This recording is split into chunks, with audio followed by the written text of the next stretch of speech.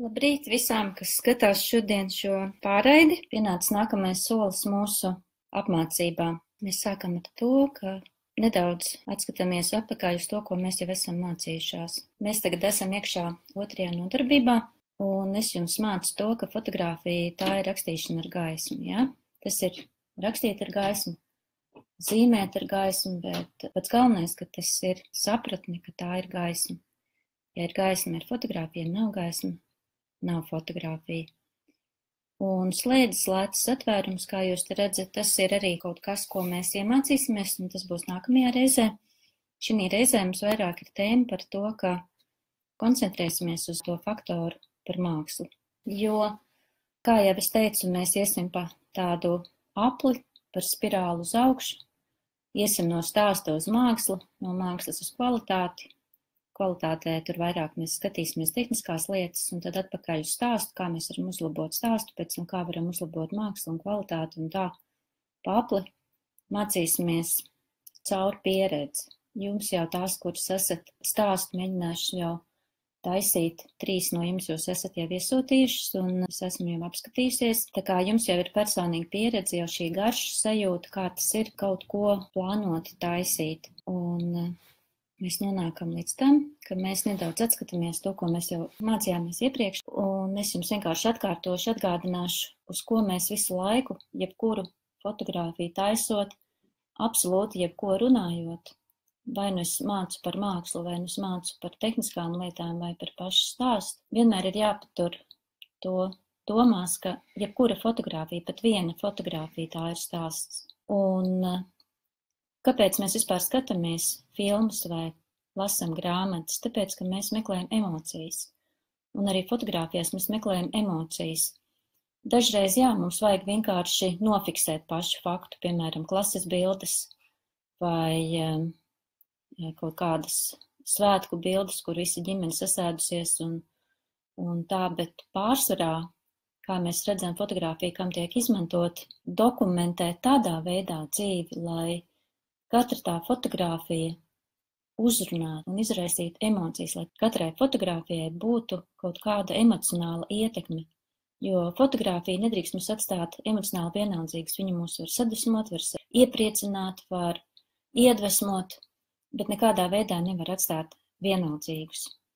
Lai saprastu, kā tas darbojas, tad daudz fotogrāfijas skatieties, uzdodot sev jautājumu, kāpēc man uzrunāja tieši šī fotogrāfija, kas tajā fotogrāfijā tāds bija, un tas nozīmē, ka tādas fotogrāfijas tieši tev patīk, un tu gribi tādas arī radīt. Un tad, kad taisa fotogrāfiju, tad šādi te ir jautājumi vienmēr jāuzdod katrā fotogrāfijā, kas ir mani stāsta varoņi, vai ir skaidri redzams galvenais tēls, un vai viss, kas attēlā redzams, palīdz šī stāsta uztverē. Vai arī kaut kas ved ārā acis no bildes un liek uzdot citus jautājumus. Gaišs laukums, sarkana krāsa, nevajadzīgi priekšmeti ved acis ārā. Bet šodien es rādīšu tās fotogrāfijas, kad mēs editēsim tajā mākslas procesā, mēs arī sapratīsim, kādā veidā labāk uzlabot. Un vēl ir jautājums, vai attēlu var uzlabot, pieejot tuvāk, vai pamainot objektīvu vai leņķi, uzkāpjot augšā, nokāpjot lejā, kaut kā pagriežot. Kā varētu to stāstu labāk uzlabot? Nestāst man visu, pastāst pietiekami, lai izraisītu manī jautājumu, kāpēc, kurien kāds beigsies, kā tas sākās, kad cilvēkam no prāta neiziet jautājums. Jo, ja mēs absolūti visu pasakam, var teikt, mēs visu izliekam, tad tā fotogrāfija arī, pazūd. Viņa neizraisa to jautājumu. Jo tā tad spēcīgākais instruments, kas mums ir, tā ir skatītāja fantāzija. Mums ir kaut kādā veidā jāmēģina šo te fantāziju iedarbināt un kaut kādā veidā radīt šo noslēpmainību, to mistēriju, pamudināt jautājumus, uz kurien, ko tu dari, kam tas ir domāts. Tas nozīmē, ka mums patīk stāsti, kur nav viss pateikts priekšā. Vislabākie stāsti vai multenis, piemēram, bērniem, ja? Es esmu daudz skatījusies kopā ar visiem bērniem, kamēr viņi uzaug jauši vai nejauši, bet arī man viņas ir īstenībā patikušas, visas Vallī un par Doriju un par Finding Nemo un visas tās. Kad viņas skatās, tad es jau skatos nedaudz, varbūt tā kā no profesionālās puses, tās filmiņas visas, kādā veidā šis stāsts tiek stāstīts, kā tas tiek pateikts, jo mēs neskatāmies tālāk tās filmas, kur nav iekšā tā sajūta, ka nāks kaut kāds jauns pavērsiens. jums liekas, ka tā filma ir garlaicīga un viņa nekādas emocijas neizraisa, mēs viņu neskatāmies. Mums vajadzīgs tāds emocionāls kontakts un vajadzīgs kaut kāds ziņkārības tāds pamudinājums. Un ka mums kaut kas pašiem ir tomēr jāiztēlojas. Varbūt jūs esat kādreiz aizgājuši uz kādu filmu, kas ir uzņemta pēc kāda stāsta motīviem.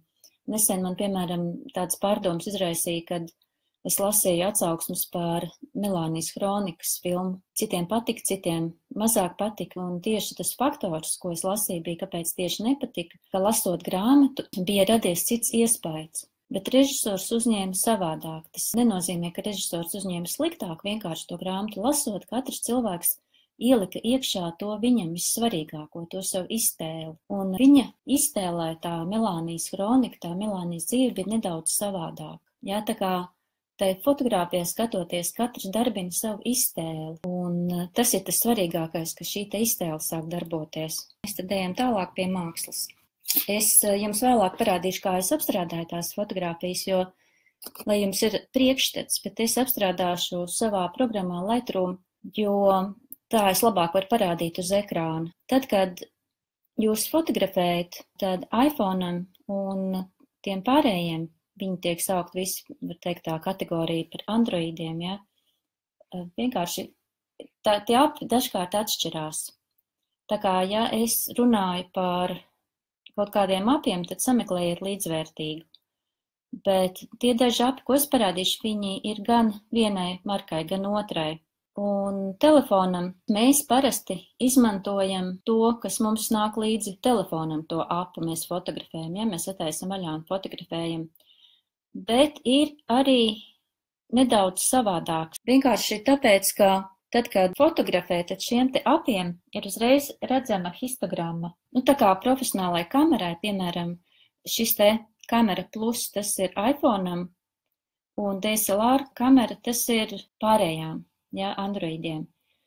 Un ko viņi dara, tad, kad ar viņiem fotografē, ar viņiem ir iespējams uzlabot fotogrāfijas tehnisko kvalitāti, kad fotografē. Tā kā mēs šī reizē par tehniku nerunājam, es vairāk arī par to nestāstīšu, vairāk par to nākamajā reizē. Es nodemonstrēšu, kā tas ir, bet es gribēju vienkārši pateikt, ka ir dažādi tie api, un nevienmēr tie iebūvētie api, kas jau nāk līdz fotoaparātam, nevienmēr tie sniegs labāko rezultātu. Ir tāda lieta kā HDR fotogrāfija, un tas arī Pro HDR, kā jūs redzat, es esmu te uztaisījusi to screenshot. HDR nozīmē, ka fotoaparāts uzņem apmēram 3 fotogrāfijas, kas ir izgaismots ļoti stipri, kas ir tumšāks nekā parasti, un var teikt tā kā normāli. Un ļoti ātrā veidā saliek šīs visas 3 fotogrāfijas kopā, ka sanāk viena fotogrāfija. Un kā labi tā dara, tāpēc, ka, piemēram, ja mēs dabas skatus fotografējam, tad mums ir ļoti grūti uztaisīt tādu ekspozīciju, ka visu vienādāk skaisti uzņem. Jo tās tumšās vietas parasti mums visas citas aplikācijas un fotoaparāti, arī fotoaparāti, ne tikai no telefoniem, bet arī no fotoaparātiem, nofotografē, piemēram, ja mēs koncentrējamies uz tām tumšajām vietām, tad mums izgaismojas, piemēram, debesis. Mēs nevaram nofotografēt skaistus mākoņus, ja mēs esam koncentrējušās, piemēram, uz to kalnu, lai viņš būtu pareizi eksponēts. Bet, ja mēs koncentrējamies uz debesīm, tad mums sanāk atkal tas kalns tumšs vai zāle. Bet tas HDR fotogrāfija ir tāda, ka viņi saliek kopā no 3 fotogrāfijām. Viņi uztaisa to vidējo variantu tādu, ka gan debesis ir skaistas, gan arī tumšās vietas ir skaistas. To var arī ar iebūvētiem apiem izvēloties, tur ir tāda opcija HDR. Tomēr šis te būtu labāks tās fotogrāfijas, jo viņš tomēr profesionālāk ir. Un vēl ir tāds aps, kas saucās Slow Shutter Cam, kam tas ir domāts, ka, piemēram, ja mēs gribam nofotografēt tādas interesantas bildes, tā kā rekur pabrauc garām vilciens, un var nofotografēt, ka viņš ir izplūdis, vai nakts fotogrāfija, vai kaut kas tāds, ko mēs tā kā var teikt jau māksliniecis gribam nofotografēt kaut ko tādu savādāku un īpašāku, tad šis te ir aps, kurš dod iespēju ar ļoti lēnu slēdža darbību taisīt tās bildes. Un ir šis te Mixtures, kas ir arī ļoti labs aps, viņš ir ļoti augsti atzīts jo tāpēc, ka ar viņu arī var ļoti skaistas fotogrāfijas uztaisīt māksliniecisks, bet viņš ir arī tāds apps tur, kur var teikt, es neieteiktu ar to sākt. Es vienkārši pieminu, ka ir tāds, un ka tad, kad jūs kāpsiet pa šo te mākslas skāpnēm, ja, kad jūs varat nonākt līdz šim apam, kad jūs protat ar viņu rīkoties un zinat, ko ar viņu darīt. Bet, lai iesāktu, ir tāds apps, saucās Snapseed, kas ir gan iPhone'am, gan arī Androidiem. Viņš ir ļoti elementārs, ļoti labs, vienkārši lietojams, un viņā iekšā ir arī tas, ko es jums tagad mācīšu par histogrammu. Tikai nelietojiet viņam filtrus gatavos. Diemžēl tie filtri ir ļoti nesmuki. Viņi nav labi. Bet Snapseed lietojiet, lai uzlabotu fotogrāfijas. Es parādīšu, kādā veidā lietojot citu apu, bet Snapseedā to pašu var izdarīt. Vēl ir otrs apps. Šim gan ir atkal tieši otri pretēji tas, ka viņam ir ļoti labi tie filtri, ka principā ka pašam ļoti maz kas ir jādara. Šī reizē es vairāk pastāstīšu tieši par histogrammu un vēl visu kaut ko tādu, kādā veidā to stāstu var uzlabot. Vienā reizē visu tik daudz nevar izstāstīt, tāpēc es arī nekoncentrēšos uz šiem te apiem. Par histogrammu. Histogramma tā ir ļoti svarīga lieta, bet kad es sāku fotografēt, es daudziem arī prasīju, un man pat fotogrāfi teica, un pat skolotājs man teica, ka lai es nedomāju par to, un ka tas nav tik svarīgi, bet īstenībā personīgi, ko es domāju, tas ir vienīgais, uz ko mēs varam balstīties, lai saprastu, vai mums fotogrāfijā ir vai nav pareiza ekspozīcija, vai viņa ir pa tumšu, vai viņa ir pa gaišu. Šī te būtu principā perfekta ekspozīcija, tas ir vienai fotogrāfijai, kuru es šodien nofotografēju ar miniju, ar telefonu, es vienkārši uztaisīju ekrāna izgriezumu.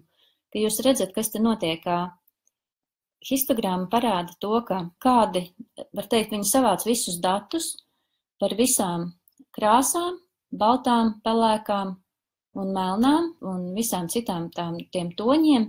Viņi savāc datus un saliek kopā tādā veidā, ka mēs vizuāli redzam, vai šī fotogrāfija ir līdzsvarā vai viņa nav līdzsvarā. Ja tā fotogrāfija ir par tumšu, tad šitien te, es jums vēlāk parādīšu, kāds izskatās, šajā te pusē visi dati ir šeit. Ja viņi ir izgaismoti pārāk, tad visi dati ir šeit, tad visi tā histogramma pārvācās uz šejieni. Bet, ja viņi ir balansēti, ja viņi ir līdzsvarā, tur nav nekas šausmīgi pa daudz tumšs vai pa daudz gaišs, tad viņi ir kā tāds kalns šitien pa vidu. Šīs te visas krāsas viņām vajadzētu šādā te kalna veidā būt pa vidu. Protams, ja mēs taisam, ka visa fotogrāfija ir balta vai visa fotogrāfija ir melna vai nakts fotogrāfija, mēs nevaram sagaidīt, ka tas kalns šeit būs par vidu, jo tāpēc, ka nakts fotogrāfijā tomēr šeit būs tumšāks, bet principā mums ir jāpatur prātā, ka mēs strādājam fotogrāfijām, kā pareiza ekspozīcija noteikti, nevis tas, kāda ir mana māksla, un man tās skaitās mākslinieciskas bildes, diemžēl nē, jo absolūti jebkuri profesionāļi viņi skatās uz pareizu histogrammu, tā viņš ir. Un histogramma nosaka to, vai tā fotogrāfija ir pārāk tumša, vai viņa ir pārāk izgaismota, vai arī viņa ir tāda, kāda viņai ir jābūt. Un tad, kad tā histogramma ir šāda, tad, protams, mēs varam paspēlēties, bet kā jau es visu laiku sāku, iemācieties fotografēt kā pro, un tad jūs varat pārkāpt.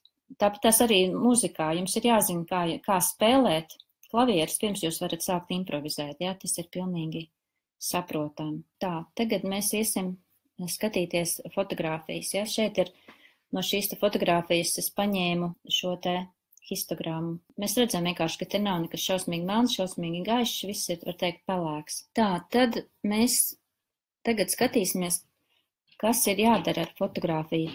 Tas, ko es šeit darīšu ar šo te Lightroom, man ir Adobe Lightroom, parasti taisa bildes ar šo te aplikāciju. Tas ir tas, ko jūs darīsiet ar Snapseed. Tieši tas pats, jūs attaisiet vaļā un jūs sameklēsiet tieši tās pašas funkcijas tajā apā iekšā telefonā, jūs to pašu darīsiet. Paņemsim, tagad izvēlēsimies fotogrāfiju. Tāds, šitien es mēģināju taisīt savu fotostāstu, lai es jums pastāstītu, ko es no jums sagaidu. Šeit ir, piemēram, ko es teicu, ka pirmajai fotogrāfijai vienkārši jābūt tādai, kas uzdod jautājumu, kas tur notiek, kas tas ir, kāpēc tur tā. Nu, un šeit ir šodien no rīta es vienkārši minīju nofotografēju, kad viņi vēl gulēja manas meitas gultā, viņi parasti guļ gultā. Un redziet, kas ir histogrammā. Jūs redzat, jā? Sakiet, jā, nē, nezinu. Ir šī te fotogrāfija un viņa ir uz tumšo pusi.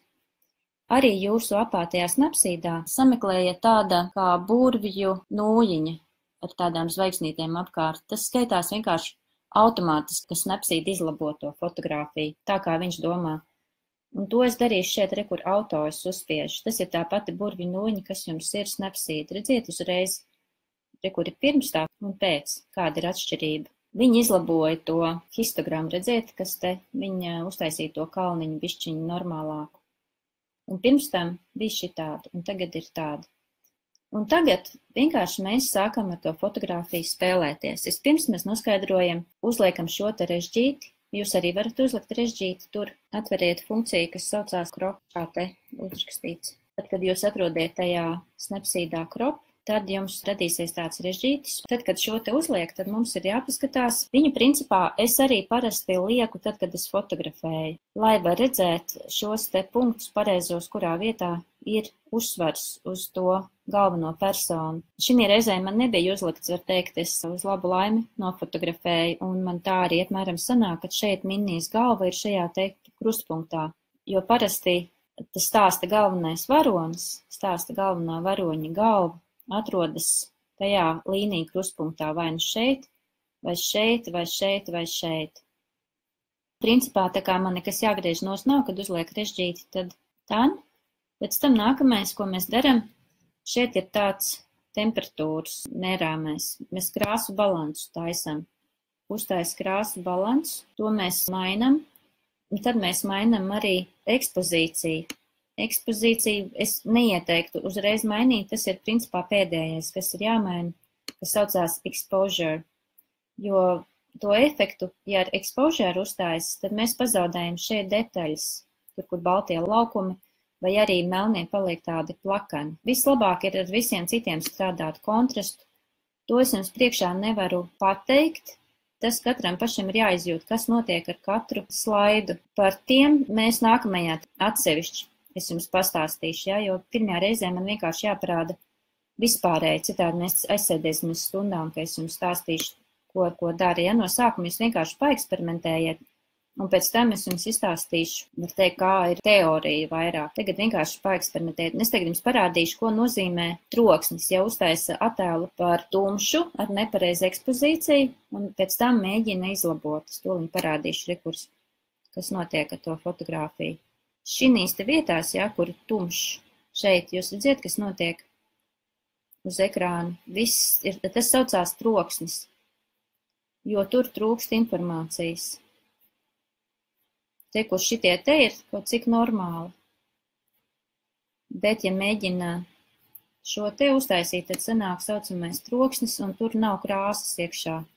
Te, tur nevar redzēt ne spalvas, neko nevar redzēt. Tas saucās vienkārši troksnis, šitas te. Tāpēc ir labi, ja uztaisa labu ekspozīciju uzreiz kamerā. Nu, un tad šiem te slaidiem, Clarity, piemēram, viņi vairāk, paskatieties, kur, ja Clarity aizbrauc uz vienu pusi, tad viņi iznāk tāda ar maigiem, tādiem, nu, tāda, tas nav neskaidri, bet tāda neasa, var teikt, tādi apaļumi, ja, no. Bet, ja aizbrauc uz šo, uz pretējo Clarity, tad paskatieties, kas notiek, viņš tāds tā kā ar nazi nogriezts vairāk tāds asāks. Ja? Parasti nepārspīlējiet nevienu no tiem slaidiem, ne tur traki uz turieni. Ar Clarity ir tā, ka ļoti daudz, tīpaši gados vecākas dāmas, ko viņas dara, viņas ierauga, kad ir tāds Clarity, un kad ar to var uztaisīt tādu maigāku ādu, un tad viņš sevi nofotografē, uztaisa pašiņu, un uztaisa ar šo Clarity noņem tā kā nost grumbas.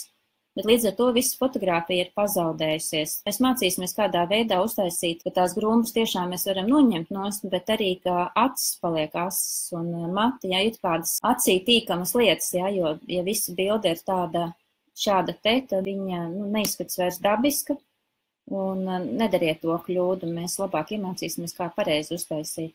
Vibrants, tas ir attiecas uz krāsu, kur, ja es noņemu nost viņu, tad paliek tā kā gan izem melnbalts. Un ja es šitien uzlieku, šito arī nevajag pārspīlēt. Ne vibrants, ne saturation, viņas abas divas ir atbild pa krāsu, tad to saturation ar viņu nekad nelieciet klāt krāsu.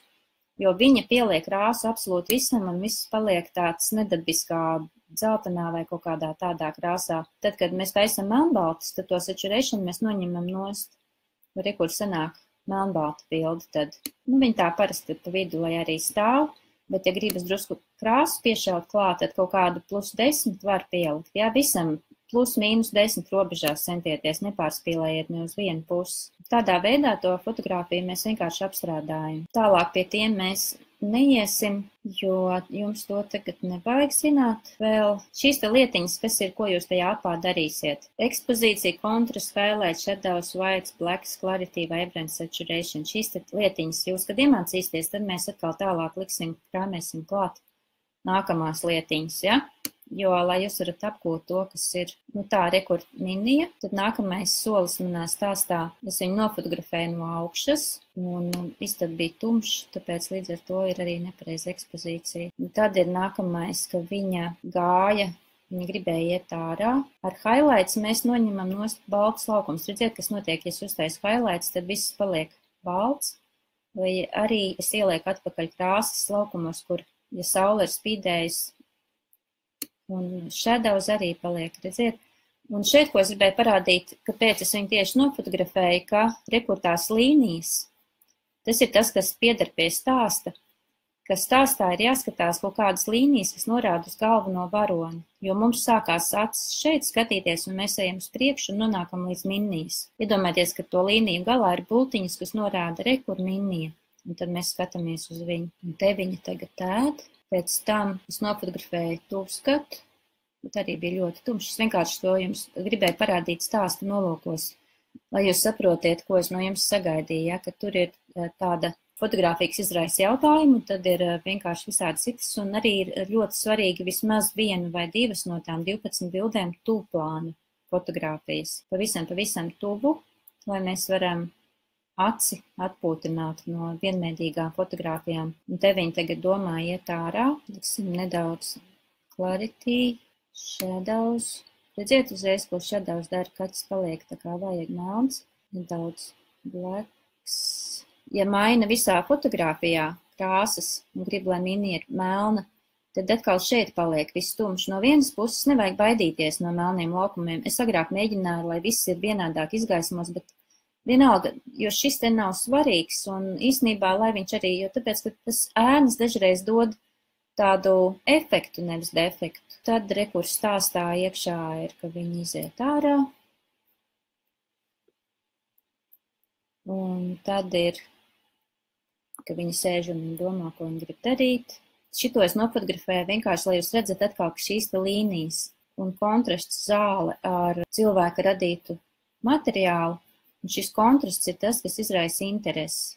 Un tādā veidā, kad mēs fotografējam, tad mēs vienkārši domājam, ko darīt, lai būtu interesants tajā fotogrāfijā pirms un pēc. Un rekur te augšā tas kalns ir histograms, viņš ir pa vidam, tas nozīmē, ka ekspozīcija ir pareiza. Un tas ir tas, kā mēs strādājam. Mēs taisam tās bildes, un tad rekur viņi izgāja ārā, un viņa gribēja sēdēt. Un skatīties, un tas atkal es uztaisīju tūplānā to fotogrāfiju, ja? Kā viņi sēž un skatās. Auto white balance, man nepatīk white balance auto. Uztaisam, nedaudz atgriežam atpakaļ krāsas. Redziet, kā pamazām mainās tā fotogrāfija.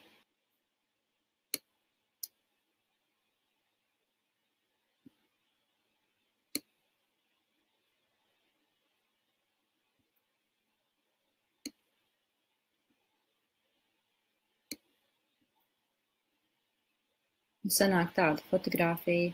Un tādā veidā mēs taisam to stāstu. Un parasti sēž un skatās uz to žogu un lapiņām. Un tad es vienkārši nofotografēju tās lapiņas tūplānā, lai parādītu, ko viņi tur skatās. Atkal autos uzliek ekspozīciju, un tad ar highlights jūs redziet, kas notiek, skatieties šeit uz lapiņu. Jo fotoaparāts nevar vienlīdz paņemt šito te, tāpēc es teicu, tas HDR apsit, lai šīs vietas, kas it kā ir normāla ekspozīcija tagad, tomēr tur, kur gaisma nāk, viņi ir pa gaišu šeit. Šitien nav nekādas detaļas redzamas. To mēs nedaudz varam palabot ar to, ka mēs highlights uz leju noliekam. Redziet, kas notiek? Parādās šitien te uzreiz detaļas. Bet viņi pārāk daudz arī nevar lietot, jo uzreiz atkal visa pārējā tā bilde mainās. Bet nedaudz variants atpakaļ attēlā detaļas.